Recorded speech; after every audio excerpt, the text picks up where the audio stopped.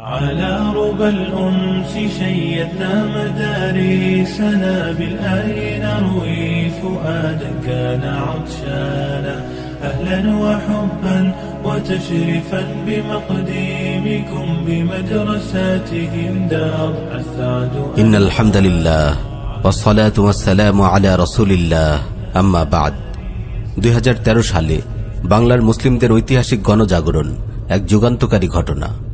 এই ঘটনার পর থেকে বাংলাদেশে যেন এক নতুন যুগের সূচনা হয়।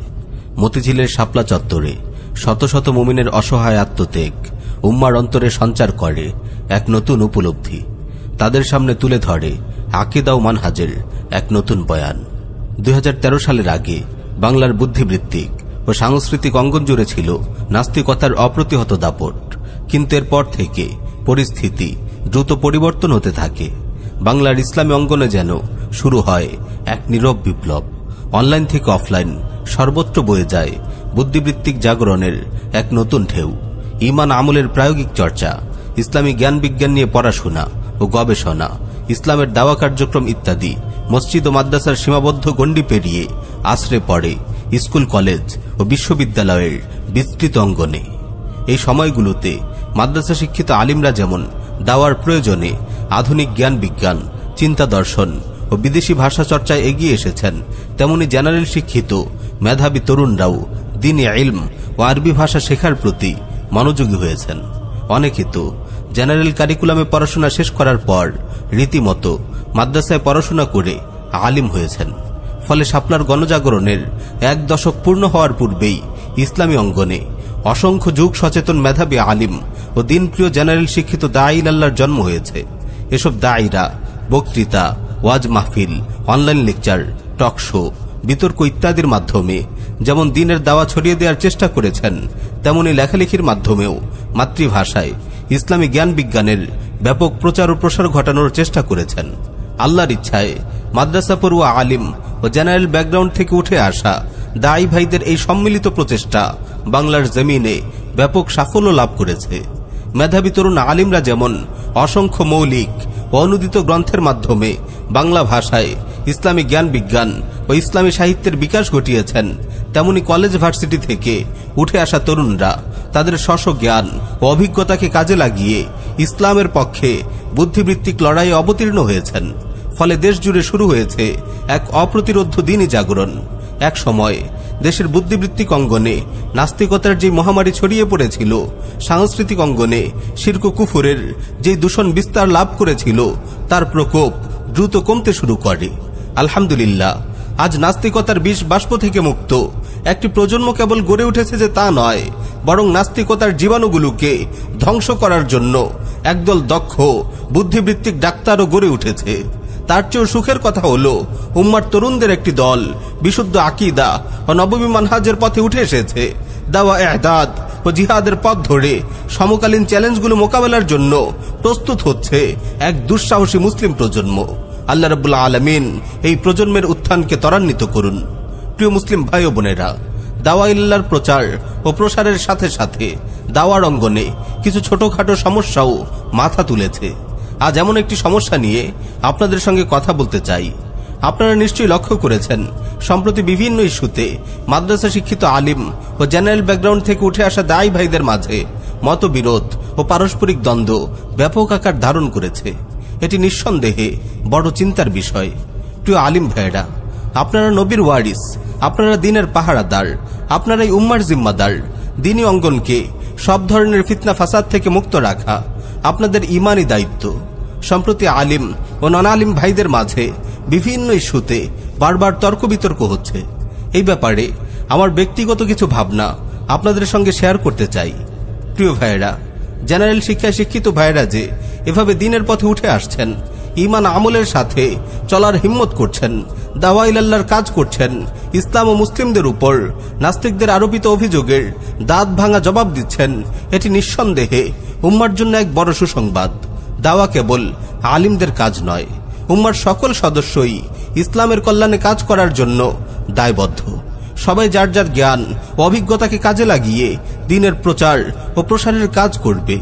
আমরা যদি উম্মার সকল স্তরের, সকল পেশার, সকল সদস্যের কাছে দাওয়া পৌঁছাতে চাই, তবে আমাদের সর্বস্তরের দাঈ ইলাল্লাহ দরকার। প্রতিটি সেক্টরে, প্রতিটি পেশার মানুষের কাছে দাওয়া পৌঁছানো অনেক ক্ষেত্রে আলিমদের পক্ষে পুরোপুরি সম্ভব হয় না। বর্তমানে কলেজ ভার্সিটিতে এবং দুনিয়াবী শিক্ষায় শিক্ষিতদের মাঝে দ্বীনের দাওয়া যেভাবে ছড়িয়ে পড়ছে, এতে কিন্তু জেনারেল শিক্ষিত দাঈ ভাইদের অনেক বড় অংশগ্রহণ আছে।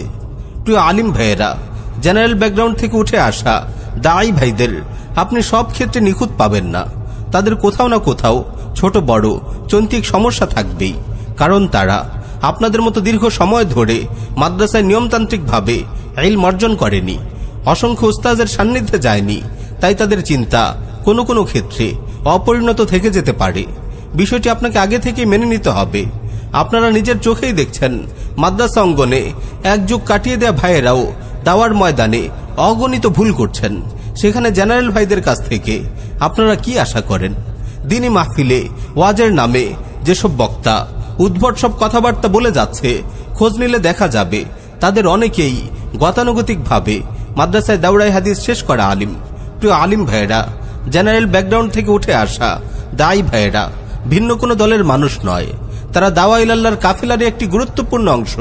দাওয়ার ময়দানে তাদের নিজস্ব ভূমিকা ও দায়িত্ব আছে।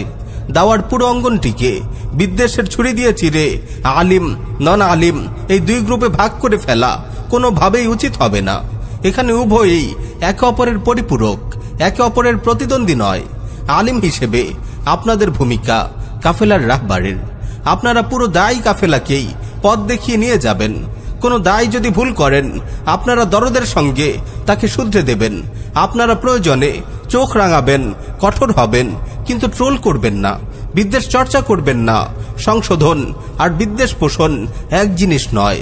আলিম বলে এক ধরনের নাকুচু ভাব প্রদর্শন করা, জেনারেল ভাইদেরকে তুচ্ছ তাচ্ছিল্য করা, সামান্য ভুলের কারণে তাদের অপমান করা, তাদের কথার ভুল অর্থ বের করে তাদের ছোট করা, দ্বীনের কল্যাণে তাদের মেহনতকে অমূল্যায়ন করা আলিমদের কাজ নয়। ট্রোল ও বিদ্বেষ চর্চা করে আপনি কেবল নফসের খাহেশ মেটাতে পারেন, এতে দ্বীনের কোনো কল্যাণ নেই। সংশোধনেরও কিছু নিয়ম কানুন আছে। সবচেয়ে উত্তম হলো কোনো দায়ী ভুল কিছু বলে ফেললে যদি সম্ভব হয় তাকে ব্যক্তিগতভাবে দলিলের আলোকে বিষয়টি বুঝিয়ে দিন এবং জনসম্মুখে তাকে তার অবস্থান পরিষ্কার করতে বলুন। ভুলটি তার মুখে স্বীকার করান। অনেক সময় এভাবে ব্যক্তিগত পর্যায়ে সংশোধন করা সম্ভব হয় না। সেক্ষেত্রে কেবল তার ভুলটুকু জনগণের সামনে স্পষ্ট করুন এবং তাকেও ভুল বক্তব্য প্রত্যাহার করার অনুরোধ করুন। হ্যাঁ, যদি তিনি আত্মসংশোধনে বিশ্বাসী না হন, তাহলে অবশ্যই আপনাকে দ্বীনের স্বার্থে তার ব্যাপারে কঠোর হতে হবে। সেক্ষেত্রে সুস্পষ্ট ভাষায় দলিলের আলোকে তার ভ্রান্তিগুলো মানুষের সামনে তুলে ধরুন।